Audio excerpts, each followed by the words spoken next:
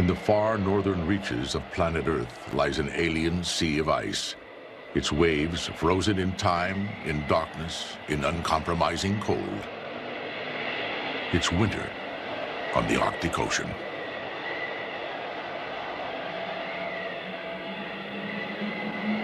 But a great power is returning to conquer this frozen sea.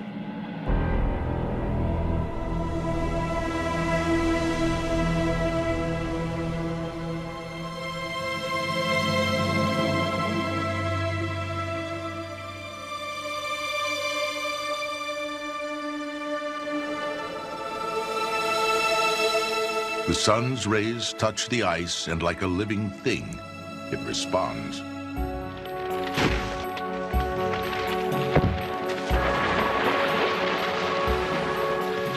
As the ice surrenders to the rising sun, it becomes a world in motion, full of danger and drama.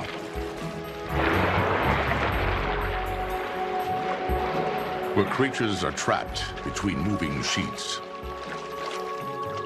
stranded on the frozen waters, caught in the struggle to live in one of the harshest places on Earth.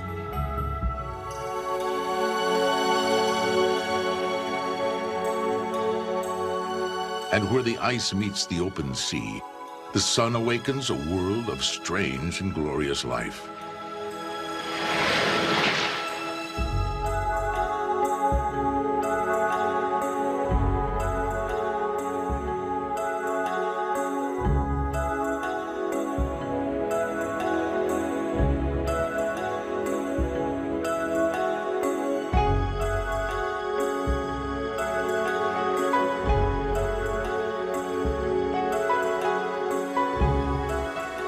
This is the Arctic under the sun, a short, brilliant season of survival, a miracle and a resurrection, at the edge of the ice.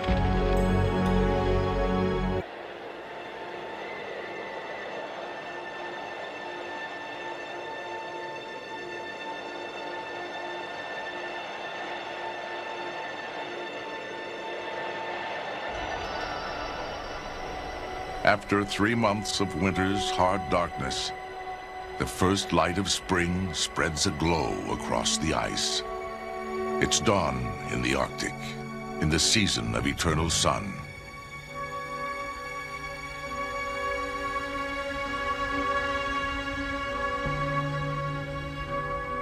A lone predator stalks the ice in the early light.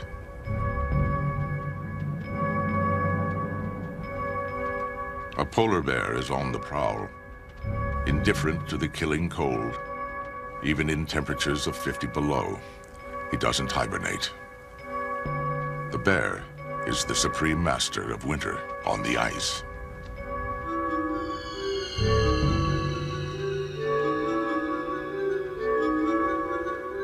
He can grow to 1,700 pounds of hunting power, but his life depends on one creature.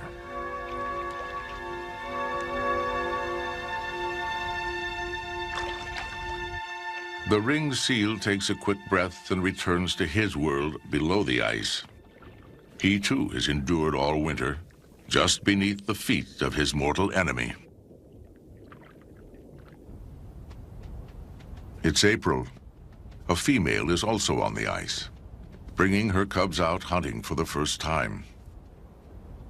They were born 4 long months ago, and since then, their mothers had nothing to eat.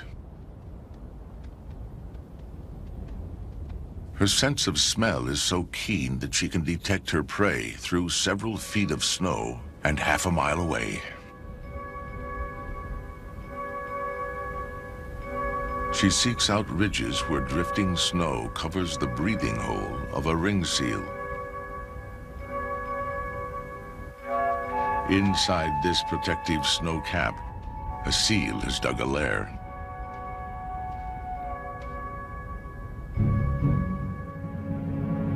She catches his scent.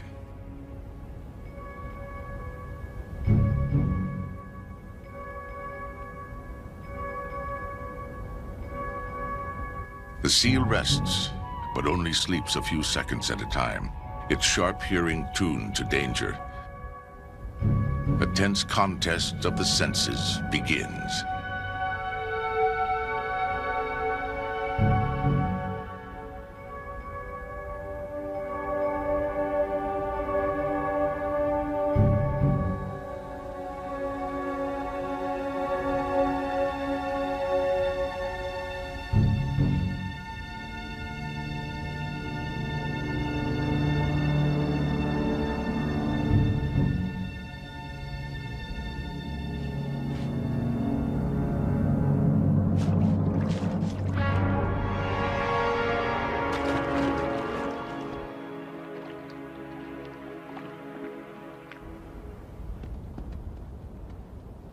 Even the top predator on the ice misses 19 times out of 20.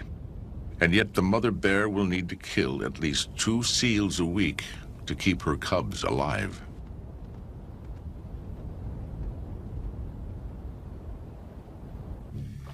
The seal is safe for the moment, but each new trip to the surface to breathe could end in another ambush. It's an oversized game of cat and mouse.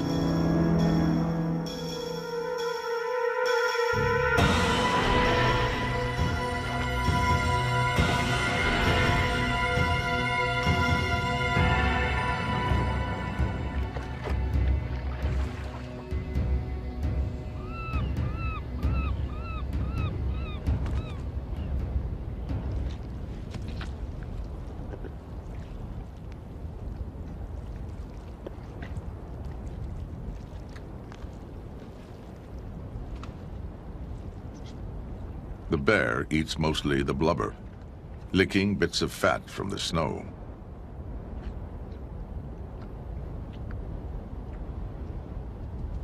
A stealthy white shadow has been following the bear.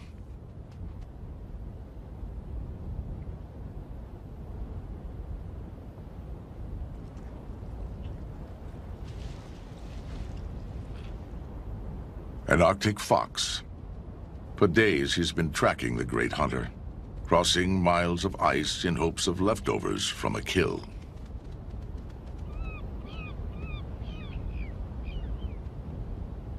When hunting is good, the bear leaves a feast behind.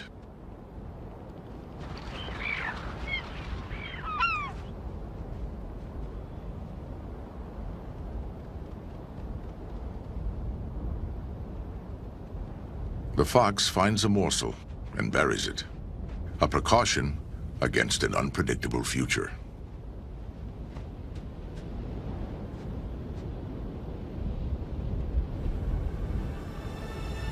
The sun now skims the horizon and will not set again for 4 months.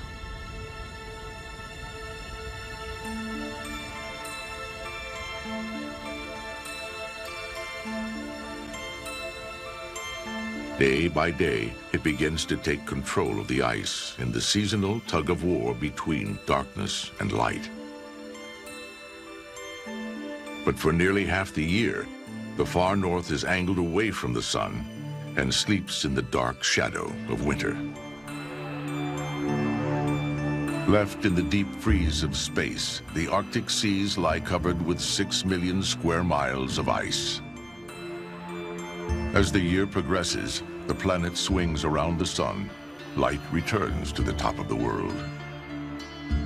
With 24-hour sunshine, the polar ice begins to retreat. By spring, the ice edge has receded to a tangle of islands in the high Canadian Arctic and to the entrance of Lancaster Sound.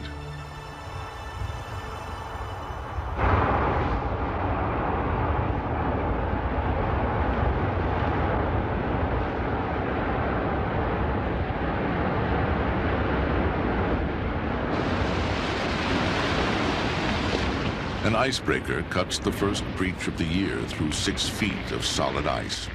It brings goods to and from villages and mining outposts 500 miles north of the Arctic Circle.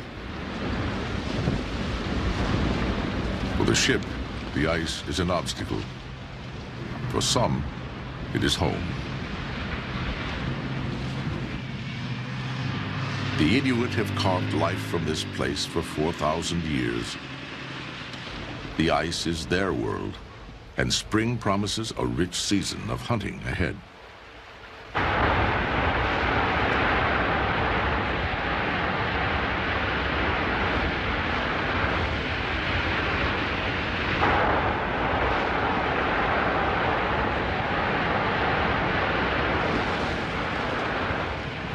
The ice itself has been guarding a secret world.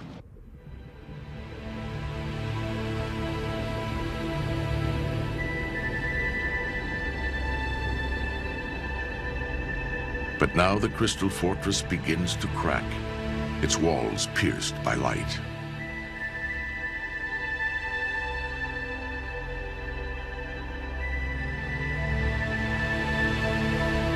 In the shallows 40 feet below, the sun reveals a garden of unexpected color. Golden sea anemones, bright orange starfish, and small crustaceans awaken from a winter trance.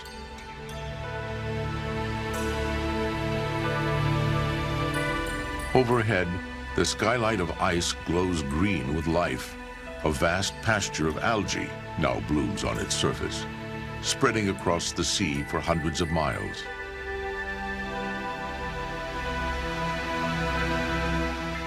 Countless young fish and shrimp-like creatures come here to graze.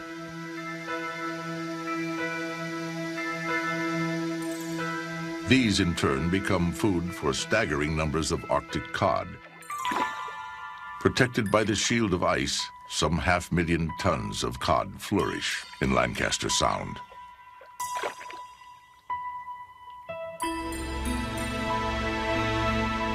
All this abundance is solar-powered. As light floods the water, it sets off an explosion of life. Great stores of food can now be reached where the ice meets open water.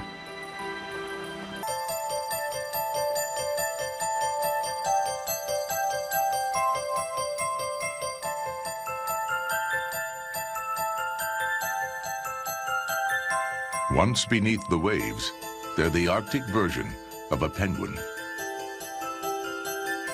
With short, flipper-like wings, they dive nearly 300 feet for 3 minutes at a time.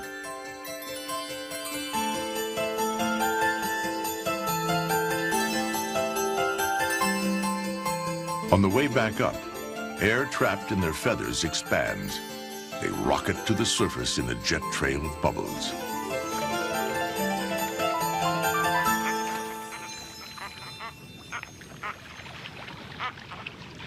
At the ice edge nearby, a polar bear sensed the shifting wind. As though navigating by satellite, he continues to hunt across the same range, even as the ice turns into ocean. He's not above taking a bird or two, but the Murs take no notice and prepare to leave, for they have an urgent appointment to keep.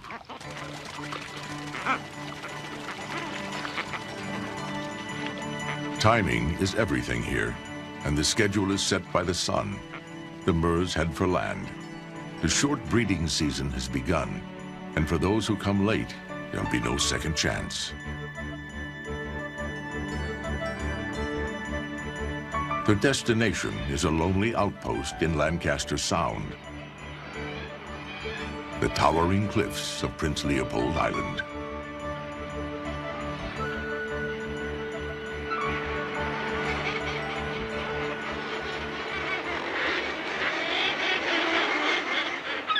500,000 seabirds crowd onto these rocky ledges, 1,000 feet above the sea. The Murs alone number almost 200,000. Vicious fighting breaks out as the Murs battle for the safest nest sites.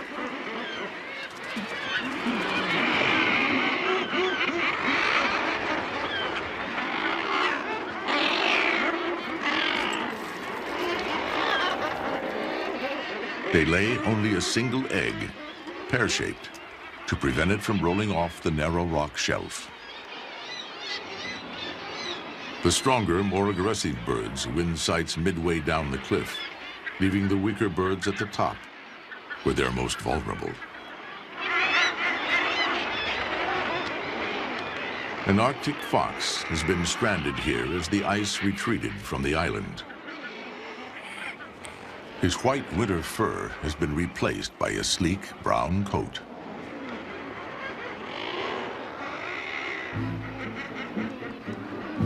A castaway for the summer, he hunts alone on an island of birds.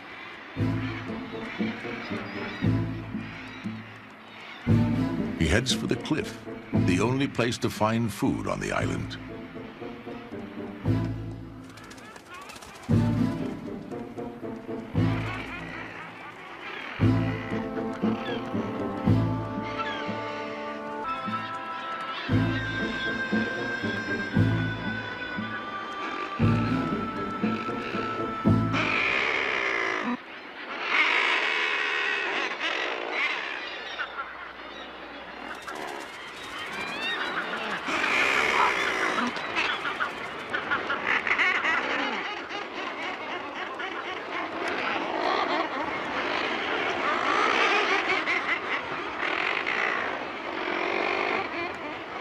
Faced with a dangerous thief, the birds abandon their eggs.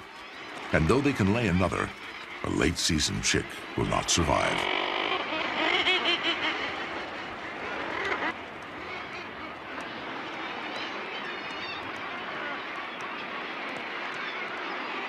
The fox steals all the eggs he can reach, but he'll need dozens each week to stay alive. Some he stashes in the cold ground. There will be lean days ahead.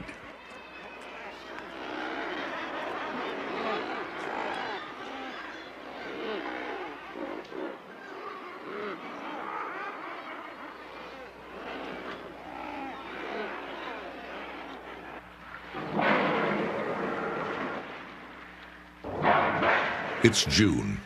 100 miles from the island, a fleet of white whales has arrived at the ice edge.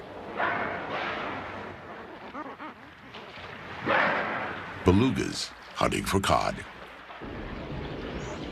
The sea is suddenly alive with sound.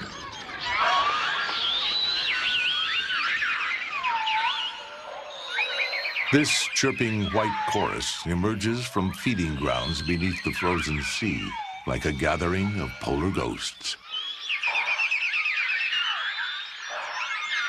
With no dorsal fin to impede their icy travels, these are true Arctic whales.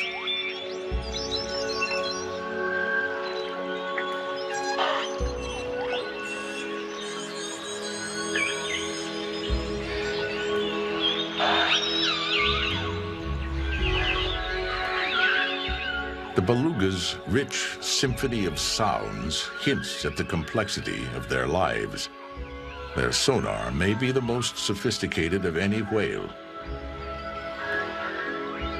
Navigating under miles of ice, they bounce clicks off shifting flows, using a kind of sound imaging to master their world. Their melodies pulse from their rounded foreheads, the frequencies fine-tuned like a focused beam of light piercing the blue depths.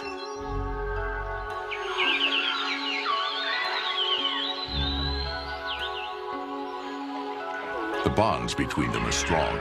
A mother and calf will swim side by side for 3 years.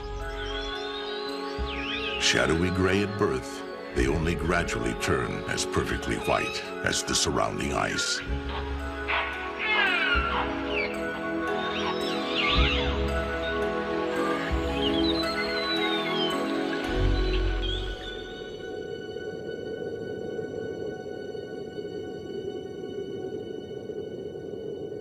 The sun is riding high now.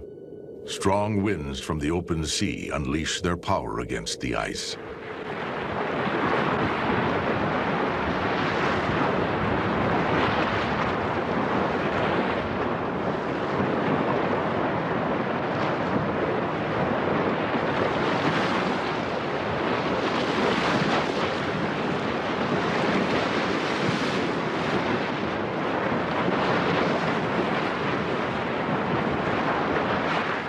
Beaten by wind and wave, weakened by sun and current, the ice fractures, and begins to split apart. Immense cracks open behind the leading edge of the ice. These leads extend for miles, opening up new feeding areas and hunting grounds.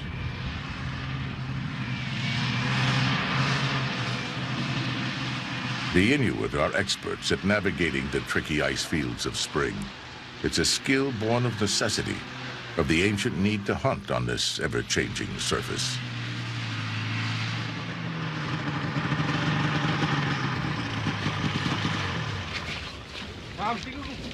Olayoq knows how to read the ice.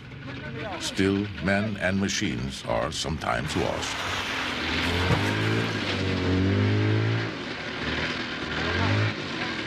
In the old days, entire hunting parties could disappear without a trace.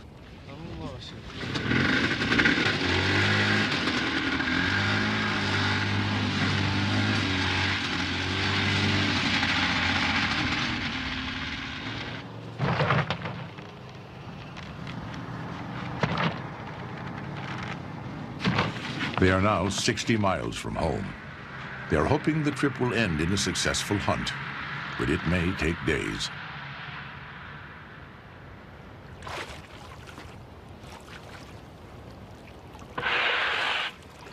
Not far away, one of the most aggressive animals in the Arctic hauls out to rest.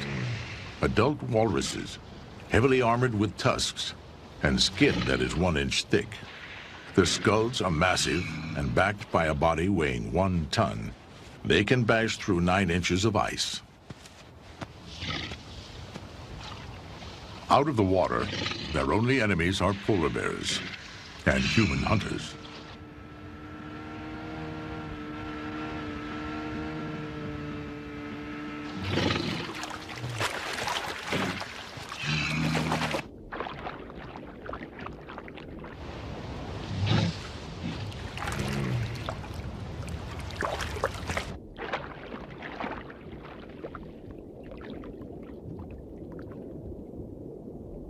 The walrus feed on vast beds of clams, buried 200 feet below in the muddy sea floor.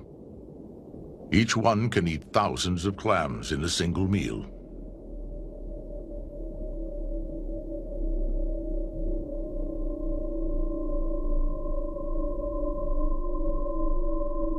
And the mud harbors less obvious, but just as deadly predators.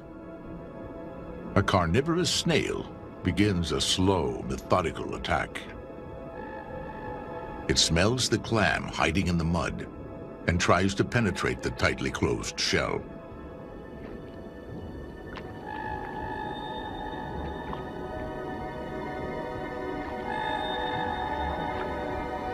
But the clam can defend itself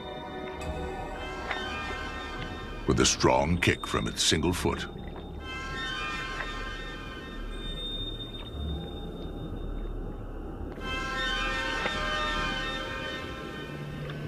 Even stranger creatures patrol the dark ooze.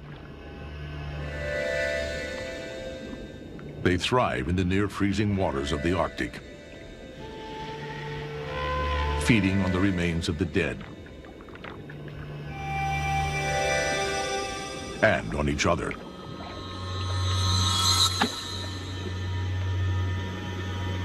Overhead, the surface is warming up. Frozen salt water melts first, and from deep inside the ice, salty brine begins to drain away. Plumes of supercool, salty liquid spill downward out of holes in the ice, freezing the waters just beneath. Hollow stalactites build up around the draining brine, some reaching 3 feet in length.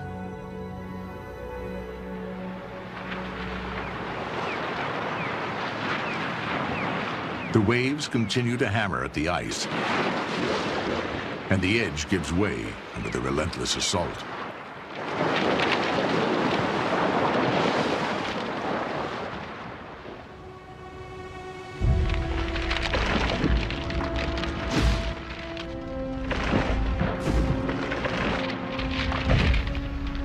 Wind and strong currents push ice floes together, massive blocks pile up and over each other, building miniature mountain ranges.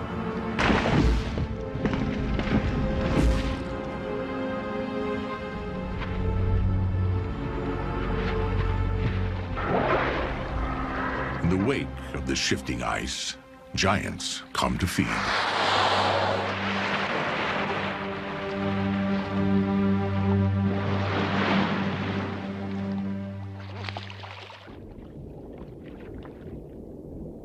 The bowhead whale is named for its great curving jaw, a favorite target of whalers. It has never recovered from 2 centuries of slaughter. Numbering only in the hundreds, bowheads in the eastern Arctic make their last stand.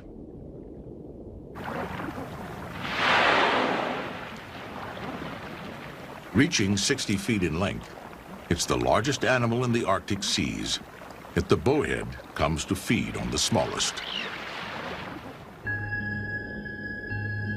Energized by the touch of the sun, the depths now pulse with millions of minute animals.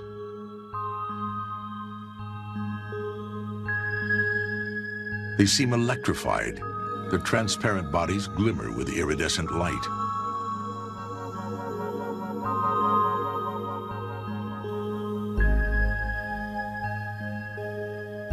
More liquid than solid, these delicate drifters are miracles of survival, wrapped in enchanting beauty.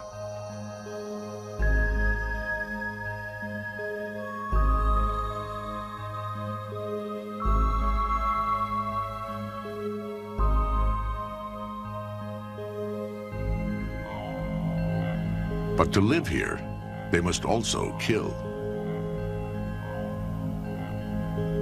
A jelly trails its long tentacles, snaring a copepod, then reeling it in to its death. These tiny hunters float in a world of their own,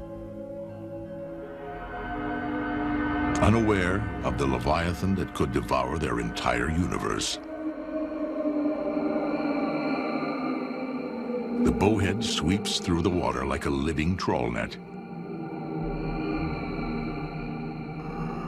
Between the cavernous jaws, dark sheets called baleen filter the water, collecting thousands of small creatures. Its enormous white tongue will scrape the baleen clean, harvesting the sea, one giant mouthful at a time.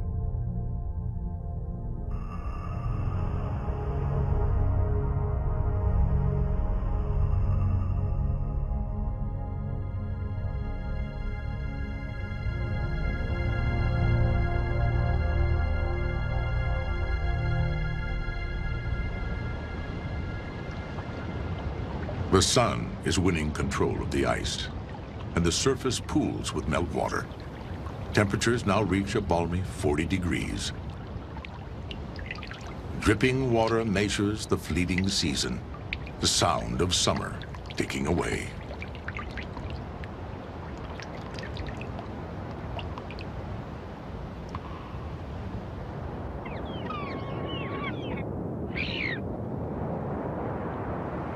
Fresh leads break into the remaining ice. The Arctic's most intriguing creature moves in from the sea. The narwhal, with its ivory tusk, a living tooth up to 10 feet long.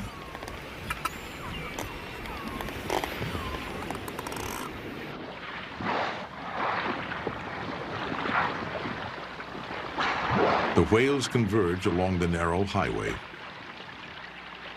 This is what Olayuk has been looking for. Hunting is at the heart of the Inuit culture, a way of life and skills still passed down from father to son. It's a proud link to the past and the only way to live off the land in the Arctic.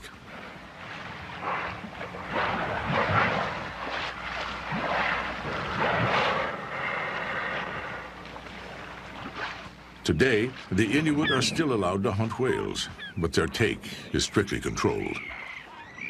Yet Olayuk remembers the not-so-distant days when hunting meant the difference between life and death.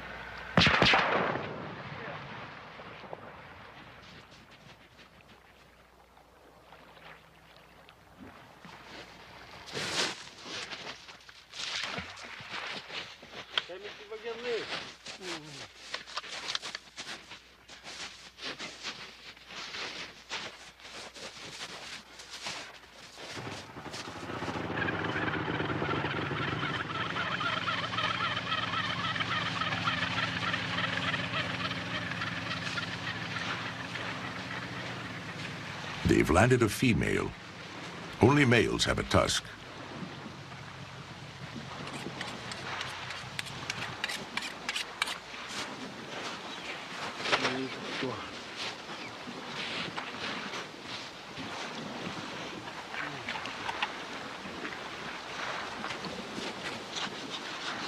Whale skin is especially nutritious, high in vitamin C. Without such a diet, the Inuit would have suffered from the scurvy which plagued many Arctic expeditions. Eaten raw, it's a delicacy called muktuk.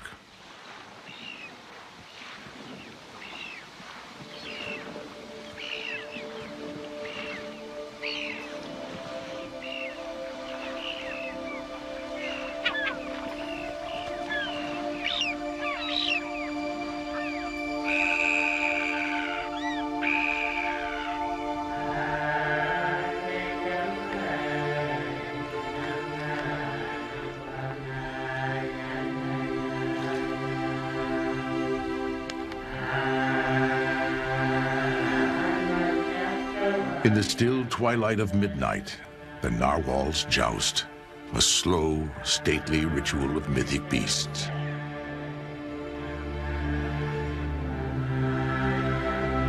The purpose of their strange single tusk remains a mystery.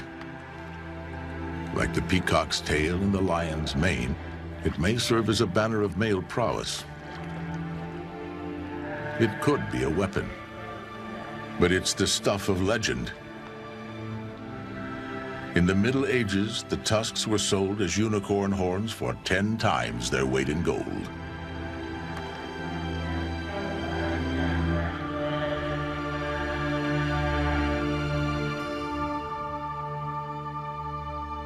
The sea ice is flooded now. Although beneath the water, the ice is still several feet thick.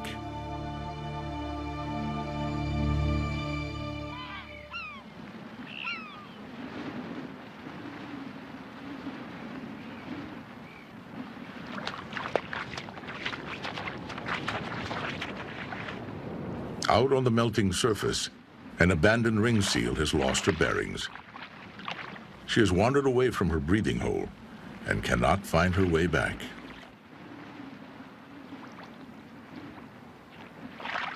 Now she's trapped above the ice, an easy target for a hungry polar bear. And if she cannot return to the sea beneath her, she will starve.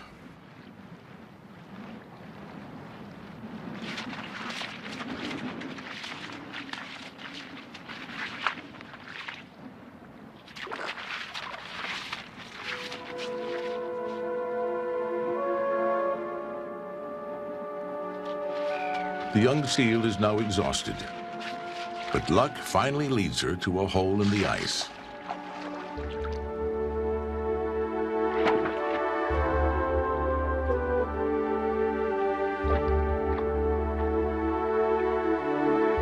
She is safe, but now she's in unknown territory, a long way from her familiar network of breathing holes. She won't stray far for a while.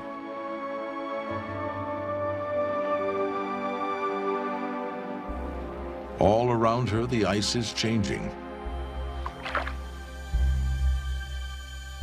The pasture of algae that once blanketed the surface has sloughed off and joined together in flowing ribbons of green.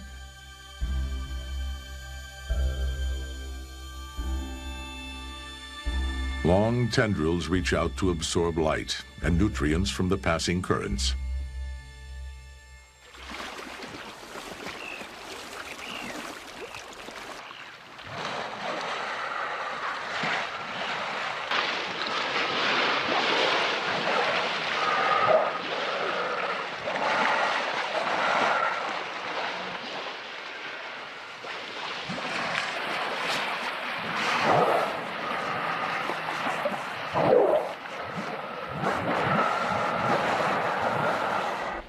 Then, suddenly, as unpredictably as it closed, the lead reopens. And the whales are free.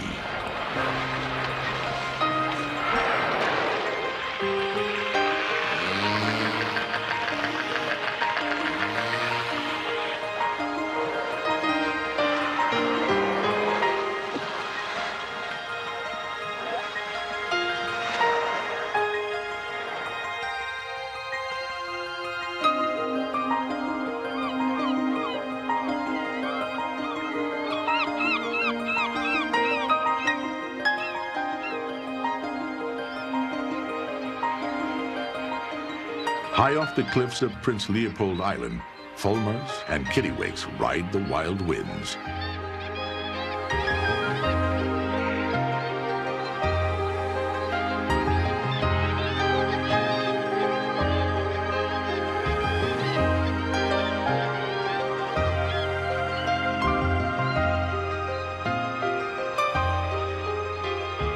Even gusts of 40 miles per hour present no problem for these aerial acrobats. Landing is the tricky part.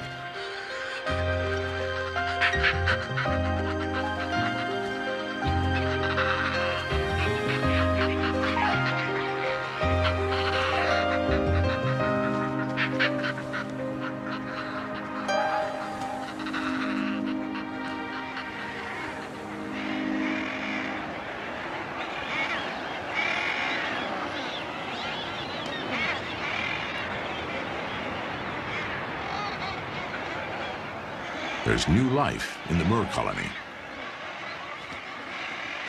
The adult birds are busy flying back and forth to the sea, returning with cod for their young. The chick will need to triple its weight over the next 3 weeks and feeds round the clock in the constant daylight.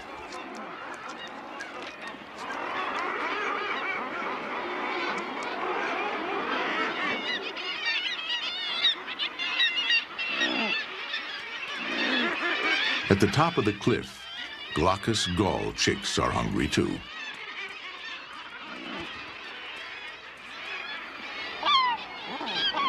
But gulls don't limit their diet to fish. This one goes hunting closer to home, looking for an unprotected chick.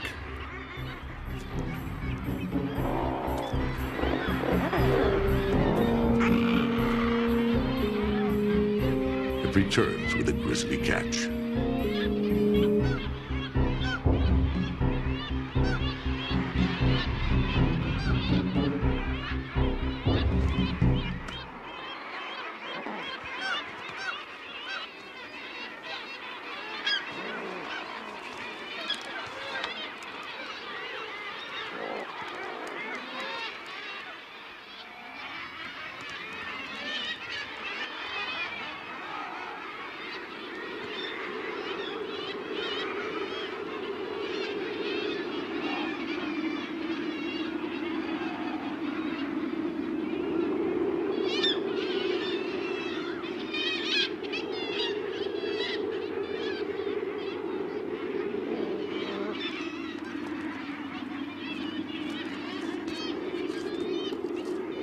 For the fox, these are hungry times. Egg laying is over and the chicks have hatched out of his reach. He has only his store of buried eggs to see him through.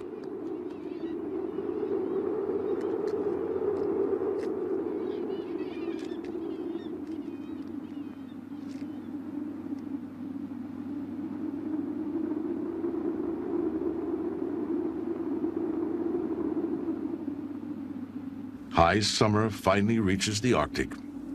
The last remnants of ice swirl near the shores of Lancaster Sound.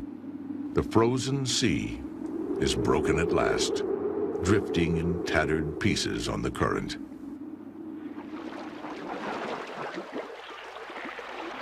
Moving inshore are the gleaming white shapes of belugas.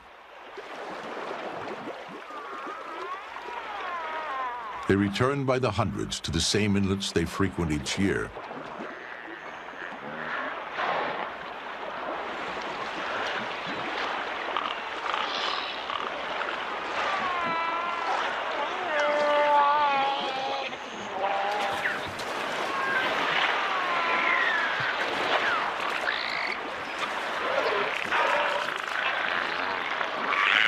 Their smooth, white skin has turned yellow and wrinkled. It's time to molt.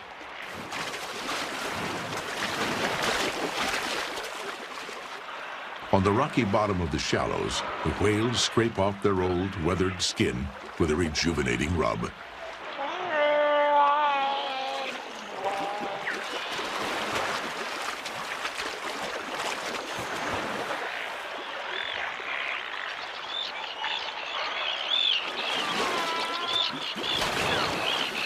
Terns wheel overhead and dive for bits of molded skin.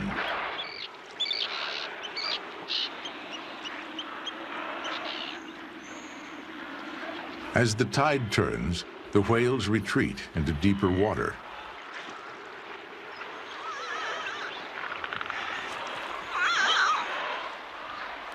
But one young beluga has pushed too far inshore.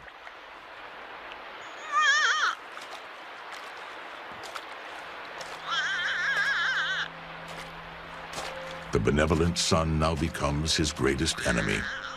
He could easily sunburn, and out of the cold water, he could overheat.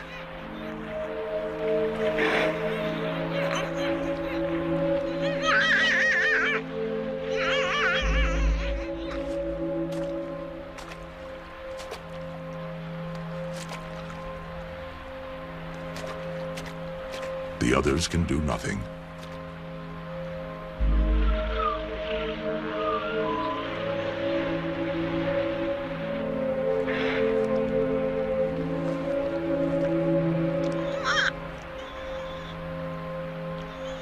The rocks have cut his sensitive skin. All he can do is wait for the incoming tide.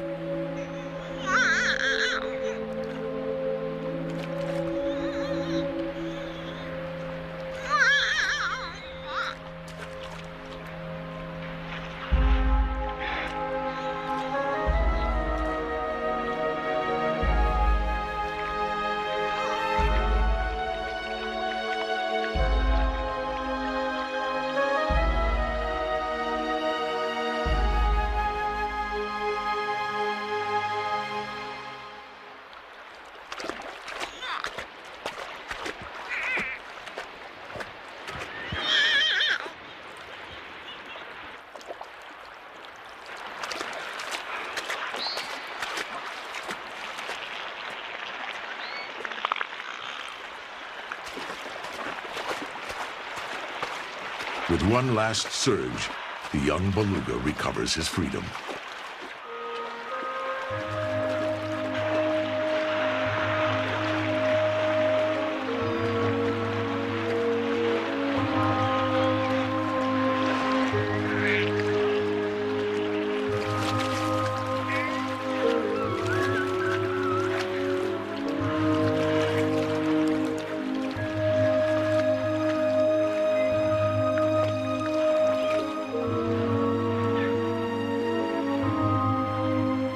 It's only August, but autumn is closing in on the Mer colony.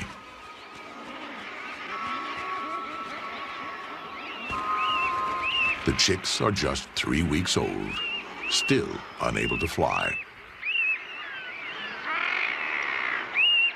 Yet the time has come to leave the island.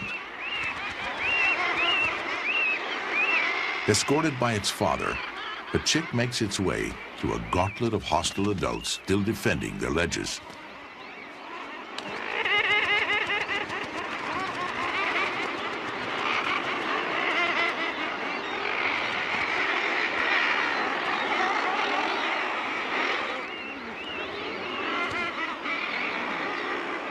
Driven by irresistible instinct, the chick prepares to make an incredible leap from the 1,000-foot cliff.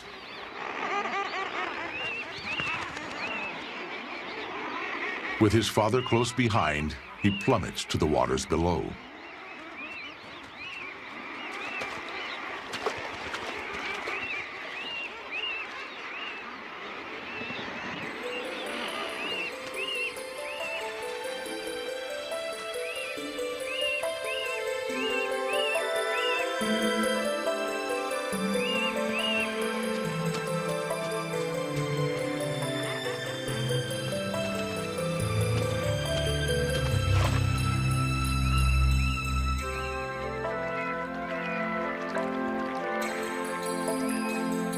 For the next 8 weeks, they'll drift southward as the young Moors grow the feathers they'll need to finally take to the air.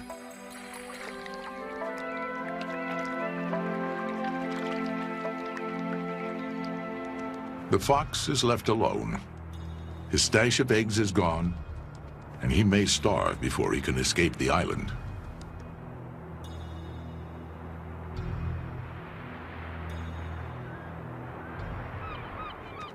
The moon now looks down on Lancaster Sound, the cold, pale face of the coming winter.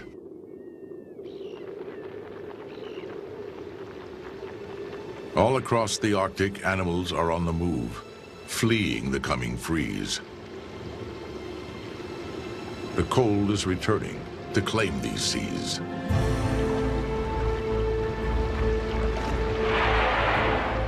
The great bowheads depart as their food supply begins to dwindle in the fading light.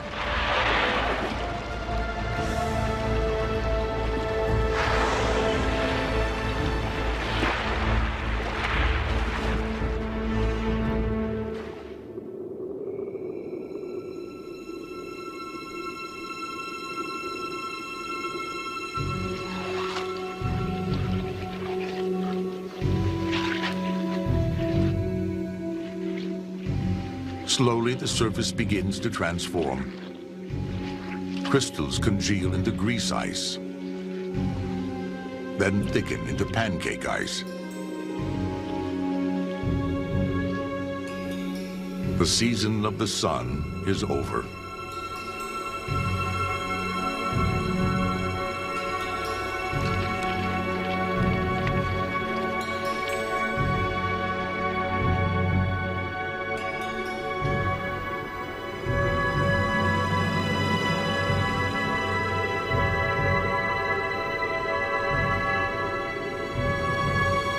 Soon, winter and the white bear will stalk the ice once more.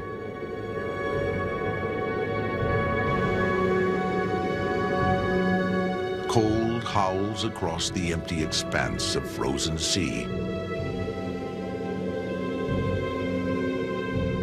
Darkness deepens. The bear settles in to stay. And the Arctic turns once more toward the dark night of space.